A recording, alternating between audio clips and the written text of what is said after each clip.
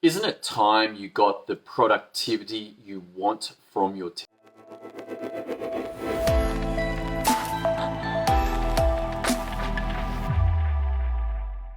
team? Welcome to today's episode. My name is Tom Rolley and excited to talk to you about that because this is very, very frustrating for a lot of business owners. A lot of even COOs, a lot of CEOs are like, why can't I get my team to work productively? And the interesting thing is that in the early stages of a business, this probably was not a problem. But as you grow and expand and experience success, you may well run into an interesting problem. And that is that your team's productivity drops right down. What was working with a team of 2 or 3 suddenly doesn't work when you've got 8, 10, 12 people, let alone 40 people in your business. Or perhaps your team is working reasonably well, but like, man, I'm sure we could get more out of this. I'm sure we could do more. When you look at that payroll bill every fortnight on a Friday, like, man, what did we get done? We got some stuff done. We're clearly succeeding, but man, I wonder, I'm not sure what we got done. This is a problem. This is a problem. And what is at stake here is that you can read books about how to systemize your business, but there is a missing link. They hint at it, but I'm going to give it to you. And that this missing link is that there is a direct correspondence between the work that gets done and the results that come out. A direct correspondence between the work that gets done and the results that come out. Now, most businesses have little or no documentation. They just don't even write down anything of how to do their business, and they just teach by osmosis. Somebody new comes into the business and it's taught by osmosis. It's like, well, this is how we do it. This is how we do it. Someone tells them how to do it, but there is no final book of operations that says, hey, this is how we do it. No, it's taught by word of mouth. Now, if you've ever played a children's game called Chinese Whispers, you will know that as a business goes along, little errors creep in, things get misheard, things get misinterpreted, pressure comes on deadlines, and so a new choice is made to do it a different way, but there's no understanding that it was done the other way because of consequences that are further downstream and may not be immediately obvious. And so that change to get something done by deadline seeps through, and then the problems appear, and now you are firefighting. Now you are working 80-hour weeks. Now you are cutting sleep. Now you are up at 2 a.m. frustrated trying to go, what is going on here? It leads to confusion for your team, confusion for you. You just don't know what to do. The worst thing is you cannot troubleshoot this. You cannot work out what went wrong, and you can't change it so that it gets done correctly next time. Why? Because nothing is written down. And so you might have the inspiration and say, right, I'm sick of this. I'm so sick of this. We're going to write it down. We're going to get some documentation. And so you go through and perhaps painstakingly document either with video or text, and you go through and look at how everything is done. You're like, great, I've solved this problem. But because you have not understood that fundamental missing link, that fundamental correlation between work and results, what very commonly happens is that you will create a masterpiece of documentation that then never gets used.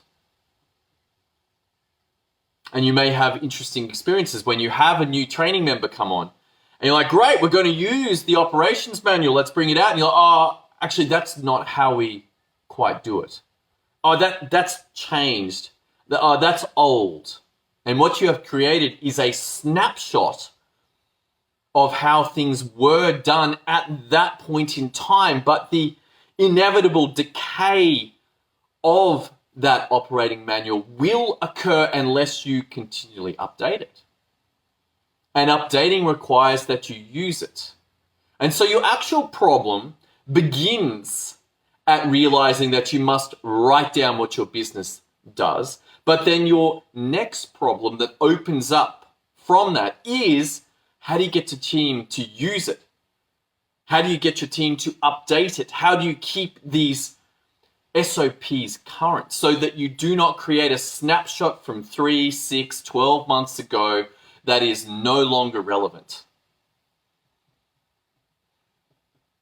This is your actual problem.